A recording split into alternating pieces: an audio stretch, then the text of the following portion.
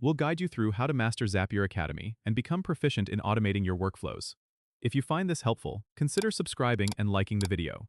First, open your web browser and go to the Zapier Academy website. Once you're there, you'll see a variety of courses listed on the main page. Take a moment to browse through them and select a course that matches your skill level and interests. Whether you're a beginner or looking to refine your skills, there's something for everyone. Click on the course title to get started.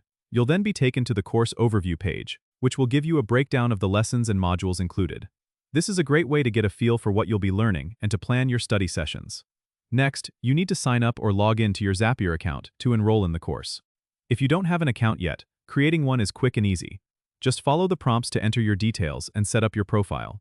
Once you're logged in, you can start the course by clicking on the first lesson. Zapier Academy courses are designed to be interactive and engaging, so make sure to take full advantage of the quizzes and practical exercises included.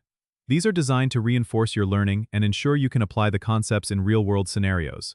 As you progress through the lessons, be sure to take notes and jot down any questions or ideas that come to mind.